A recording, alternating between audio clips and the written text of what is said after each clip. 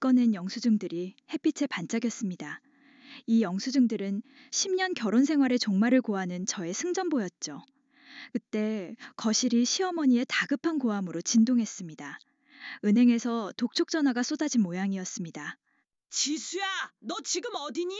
당장 엄마 집으로 와봐. 대출금이 연체되었다고 난리가 났어. 내가 책임진다고 했잖아. 네, 어머님. 제 이름으로 받은 대출이 맞습니다. 그럼 왜 갚지 않는 거야?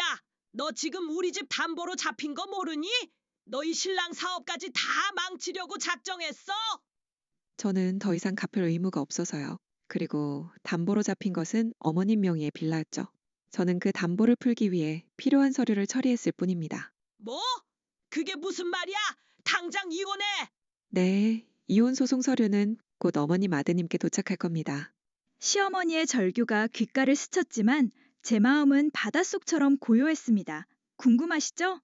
제가 10년의 결혼 생활을 끊어내고 이런 결정을 내리게 된 이유가요. 결혼 10년. 저는 시댁의 해결사이자 금융 ATM이었습니다.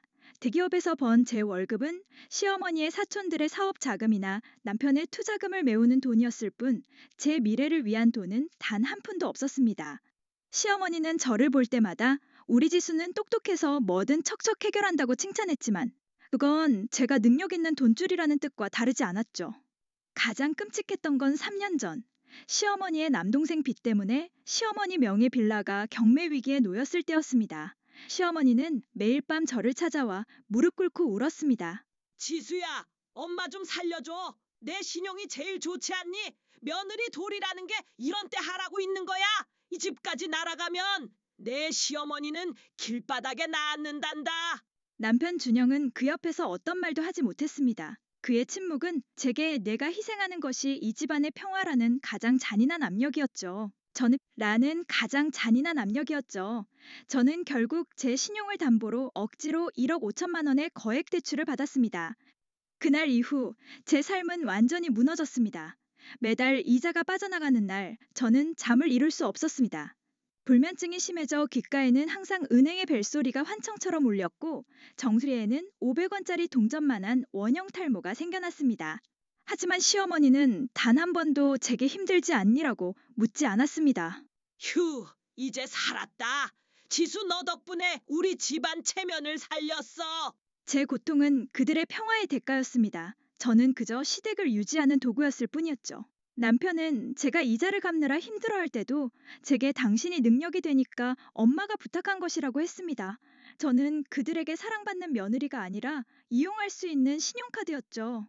결정적인 순간은 시어머니가 저를 다시 불렀을 때였습니다. 시어머니는 제게 친정 부모님에게라도 손을 벌려서 대출 원금까지 모두 갚으라고 요구했습니다. 네 친정에 돈이 좀 있지 않니? 네가 며느리 노릇 제대로 하는 걸 보여줘야 하는 것 아니니? 그 순간 남편 준영이 고개를 끄덕이는 것을 보았습니다. 그들의 요구는 저를 완전히 짐승 취급하는 것이었습니다. 제 영혼은 차갑게 식었고 저는 비로소 결심했습니다. 이 집안이 나를 돈줄로 본다면 나는 내 돈으로 내 인생을 구원하겠다.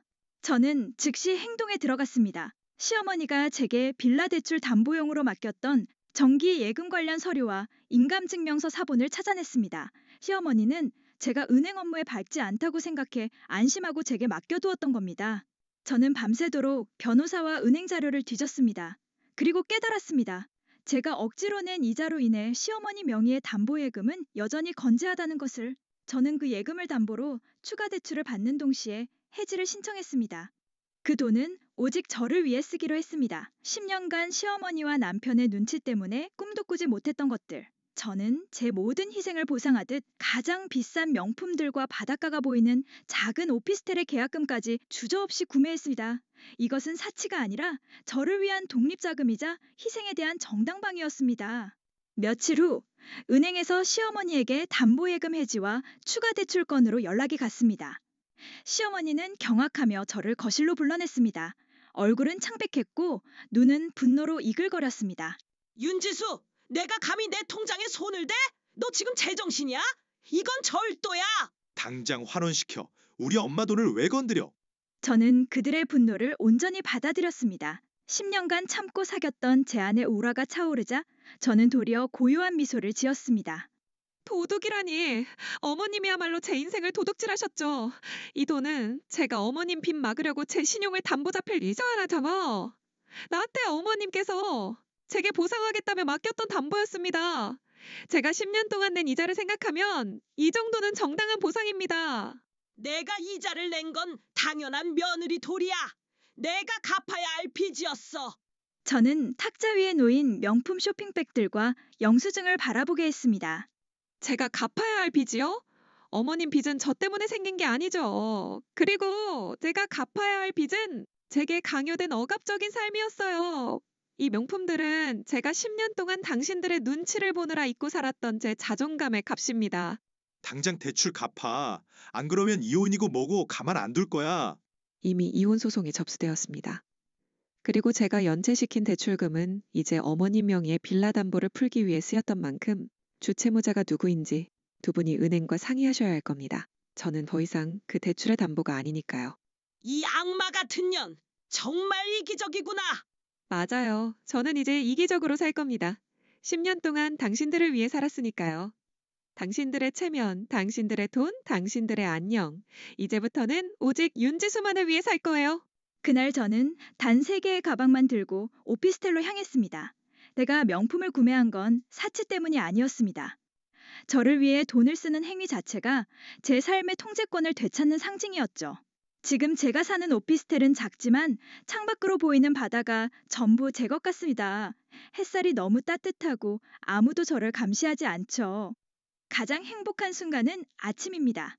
저는 이탈리아에서 직수입했다는 고급 에스프레소 머신을 켜고 톡 쏘는 아로마를 맡으며 커피를 내립니다. 30분 동안의 이 고요한 아침이 제 10년 결혼 생활보다 더 평화롭습니다. 저는 곧바로 새로운 커리어를 시작했습니다. 제 능력은 여전했고 이젠 저를 위한 성공을 꿈꿉니다. 며칠 전 시어머니에게서 전화가 왔습니다. 목소리는 완전히 꺾여 있었죠. 지수야, 제발 한 번만 도와줘. 이자가 눈덩이처럼 불어서 은행에서 빌라까지 경매로 넘긴대. 네가 아니면 안 돼. 저는 잠시 침묵했습니다. 하지만 제 마음은 흔들리지 않았습니다. 어머님, 저는 이제 어머님의 며느리가 아닙니다. 저는 제가 짊어졌던 모든 빚을 청산했어요. 이제는 어머님께서 스스로 해결하셔야 합니다. 저는 전화를 끊고 새로 산 명품 핸드백을 들고 거울을 바라봤습니다. 핸드백은 이제 단순히 가방이 아니라 제가 쟁취한 해방의 증표였습니다. 여러분, 당신의 인생을 누군가의 ATM이나 도구로 바치지 마세요. 당신의 신용과 당신의 삶은 오직 당신 자신만을 위한 것입니다. 이제 저는 10년 만에 오직 윤지수만을 위한 발걸음을 내딛습니다. 다음 이야기가 궁금하시다면 구독과 좋아요 잊지 않으셨죠? 모두 자유롭고 행복하세요. 안녕히 계세요.